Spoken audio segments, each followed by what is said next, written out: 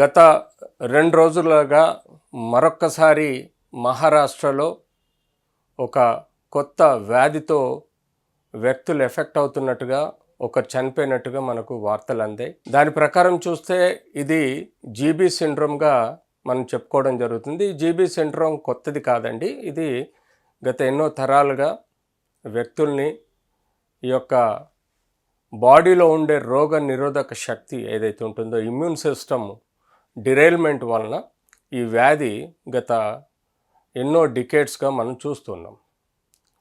కానీ మహారాష్ట్రలో ఒక్కసారే 25 మంది ఈ వ్యాధిన బారిన పడడం, ఒకరు చనిపోవడం మరొకసారి ఈ హెల్త్ న్యూస్లో చెప్పుకోదగ్గ విషయంగా భావించడం జరుగుతుంది. ఈరోజు ఈ జీబీ సిండ్రోమ్ అంటే ఏంటన్నది మనం చెప్పుకుందాం. అందులో ముఖ్యంగా గుయిలెన్ బారె సిండ్రోమ్ అంటే ఇది పూర్తిగా నర వ్యాధిగా భావించడం జరుగుతుంది. మన బాడీలో ఏదైతే వైరస్ కానీ ఆర్ బ్యాక్టీరియా కానీ ఫంగై కానీ లేకపోతే ఇతరత్ర టాక్సిన్స్ మన శత్రు రూపంలో బాడీలో ఎంటర్ అవుతుందో దాన్ని మనం యాంటీజెన్ అంటాం. ఎప్పుడైతే ఈ యాంటీజెన్ అన్నది మన బాడీలో ఎంటర్ అవుతుందో అది ఒక స్పెసిఫిక్గా ఒక ఆర్గన్ని కానీ ఒక సిస్టమ్ను కానీ ఒక ఏరియాని కానీ ఎఫెక్ట్ అయినప్పుడు కౌంటర్గా మన బాడీలో ఇమ్యూన్ సిస్టమ్ అని ఒక రోగ నిరోధక శక్తి మన బాడీలో కొన్ని యాంటీబాడీస్ని, అంటే శత్రువు లాంటి యాంటీజెన్ని నాశనం చేయడానికి మిలిటరీ లాంటి యాంటీబాడీస్ని మన బాడీలో ఇమ్యూన్ సిస్టమ్ డెవలప్ చేస్తుంది. దాన్ని టీ సెల్స్, బి సెల్స్ అంటాం. సో ఈ వ్యవస్థలో ఎప్పుడైతే బ్యాక్టీరియా, వైరస్ ఆర్ ఇతరత్ర టాక్సిన్స్ మన బాడీలో యాంటీజెన్ రూపంలో ఎంటర్ అయినప్పుడు ఈ యాంటీజెన్ మిలిటరీ లాంటి యాంటీబాడీస్ ఇంటరాక్ట్ అయినప్పుడు ఈ యొక్క హైపర్ యాక్టివిటీ వలన కొంత ఇమ్యూన్ సిస్టమ్ దెబ్బతింటుంది. ఎప్పుడైతే ఈ ఇమ్యూన్ సిస్టమ్ దెబ్బతింటుందో అది మేజర్గా మనకు నరాలలో పెరిఫరల్ అంటే కొన నరాలు, చేతులకు పాదాలకి కొన నరాలు ఎక్కడైతే ఉంటాయో ఆ నరాలలో ఈ షీత్ అని ఉంటుంది. నరం చూడండి, ఇది నరం అనుకోండి. ఈ నరానికి పక్కలో ఒక షీత్ ఉంటుంది, దాన్ని మయలిన్ షీత్ అని అంటాం. ఎప్పుడైతే ఈ మయలిన్ షీత్ ఎఫెక్ట్ అవుతుందో అది ఇన్ఫ్లమేషన్కి లోనవుద్ది, అంటే ఉత్తేజానికి లోనవుతుంది. ఉత్తేజం అంటే అక్కడ నరం రియాక్షన్ చెందడం, ఆ నరం పొరలు రియాక్షన్తో పాటు అక్కడ ఎర్రబడ్డం, అక్కడ పొర దెబ్బతిండం, తద్వారా మనకు ఈ అసెండింగ్ న్యూరలాజికల్ డిజీజ్ అనేది గుయిలెన్ బారె డిజీజ్గా భావించడం జరుగుతుంది. అసెండింగ్ డిజీజ్ అంటే ఇది పాదాల కొనల నుంచి, చేతుల కొనల నుంచి మొదలై మెల్లమెల్లగా కాళ్ళు, తొడలు, కడుపు, ఆ తర్వాత ఊపిరితిత్తులు సంబంధించిన మజిల్స్ యొక్క నరాలను దెబ్బతీయటం వలన వెంటిలేటర్ వరకు పోయి చనిపోయే ఆస్కారం ఎక్కువగా ఈ గుయిలెన్ బారె సిండ్రోమ్ ఉంటుంది. ఇది ఒక రోజులో అవుద్దా, 10 నెలల్లో అవుద్దా, 10 సంవత్సరాలు అవుద్దా అన్నది మేనేజ్మెంట్ను బట్టి ఉంటుంది. ఈ గుయిలెన్ బారె సిండ్రోమ్ అన్నది చాలా కాలము ఇది మనల్ని బాధపెట్టే ఆస్కారం ఉంటుంది. చాలా వరకు మన భారతదేశంలో ఇది దేవుడిచ్చిన శాపంగా భావిస్తూ ఉంటారు. కానీ దీనికి సైంటిఫిక్ రీజన్ ఉంది.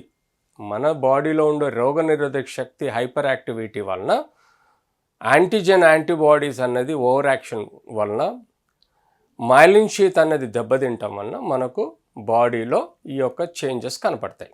సో ఇనిషియల్గా మనకు అన్ని బ్యాక్టీరియా, వైరస్ లాగానే మనకు జ్వరం రావడం, నొప్పులు రావడం, దగ్గు, జలుబు రావడం, ఆయాసం రావడం ఇనిషియల్గా, అంతేకాకుండా కడుపులో నొప్పి రావడం, గ్యాస్ట్రిక్ ఇరిటేషన్ ఉండడం, కాళ్ళల్లో తిమ్మిర్లు రావడం, కాళ్ళల్లో నొప్పులు రావడం, ఇట్లాంటివన్నీ మనం సామాన్యంగా కనబడతాయి.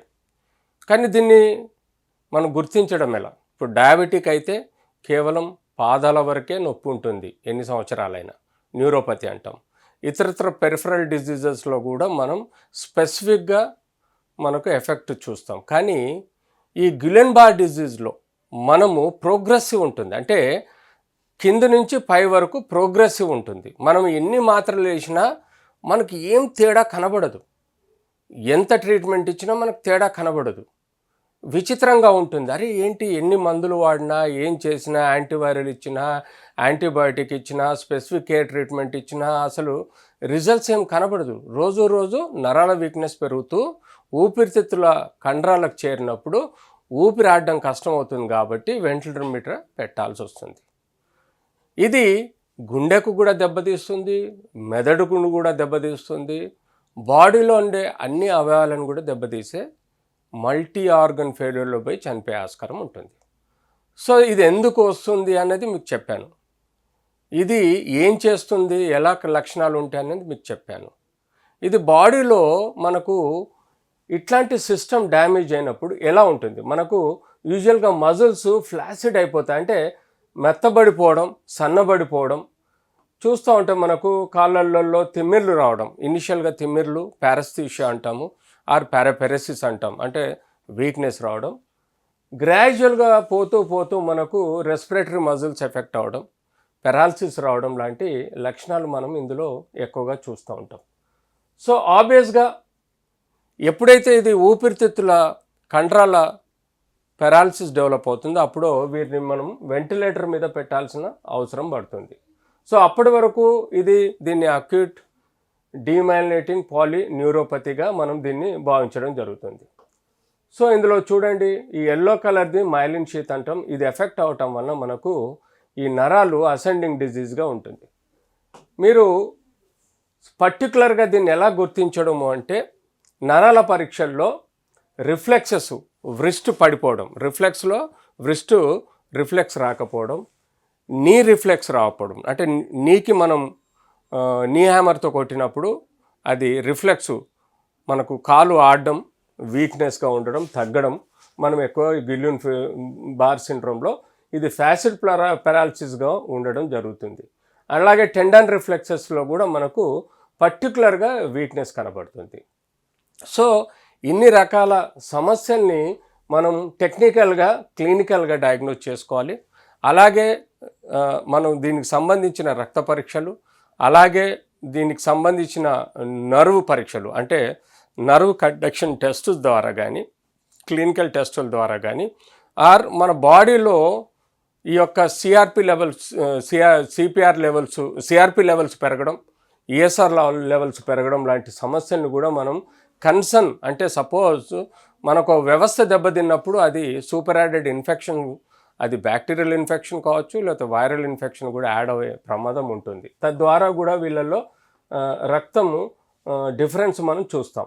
చూడండి, ఇందులో పాదంలో వీక్నెస్ వస్తుంది, న్యూరోపతి డెవలప్ అవుతుంది, జనరల్గా కాళ్ళల్లో, తొడళ్ళల్లో కండరాల వీక్నెస్ వస్తుంది. తద్వారా ఇది మనకు ఎఫెక్ట్ అవుతుంది. సో ఈ గిలెన్ బార్స్ డిజీజ్కి మనకు ఇనిషియల్గా మెకానికల్ ట్రీట్మెంట్, అంటే సిమ్టమాటిక్, దగ్గు వస్తే దగ్గు మందు వేయడం, జ్వరం వస్తే జ్వరం మందు వేయడం, జనరల్ సిస్టమ్ని ఇంప్రూవ్ అయ్యే విధంగా చూసుకోవాలి. పర్టికులర్గా ట్రీట్మెంట్ ఇవ్వటం వలన వాళ్ళకు మంచి రిజల్ట్స్, అంటే చెప్పుకోదగ్గ రిజల్ట్స్ ఉండొచ్చు. కానీ ఎప్పుడైతే ఊపిరితిత్తులు పెరాలసిస్ అవుతుందో అప్పుడు తప్పనిసరి పరిస్థితుల్లో వీరిని వెంటిలేటర్ మీద నెలలు కూడా మనం మేనేజ్ చేయాల్సిన అవసరం ఉంటుంది.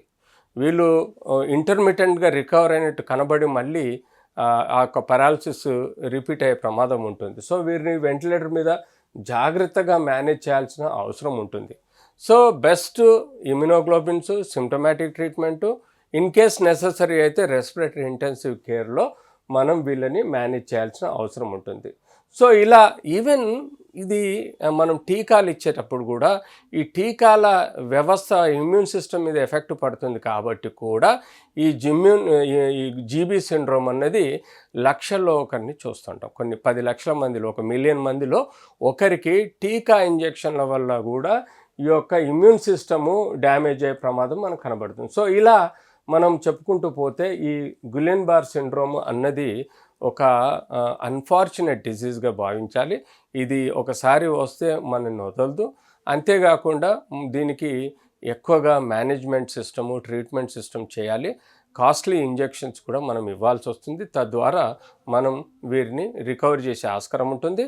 ఇప్పుడు ఈ మహారాష్ట్రలో వచ్చిన డిజీజ్ని క్రమంగా అబ్జర్వ్ చేయాలి. ఈ వాస్ట్ ఇమ్యునోగ్లోబులిన్స్ ఐజీజీ ఐజీఎం అనే ఇమ్యునోగ్లోబులిన్స్ బాడీలో ఎంతవరకు ఉన్నాయి, తగ్గాయా అన్నది మనం గులెన్-బార్ డిజీజ్లో కానీ ఆర్ ప్రివెంటివ్ డిజీజ్ చూసుకోవడానికి చెక్ చేసుకొని వీళ్ళకి ఈ సప్లిమెంట్స్ ఇవ్వటం వల్ల మనం కొంత మేరకు నివారించగలుగుతాం. సో అలా మనం ఈ గులెన్-బార్ డిజీజ్ని మేనేజ్ చేయాల్సిన అవసరం ఉంది.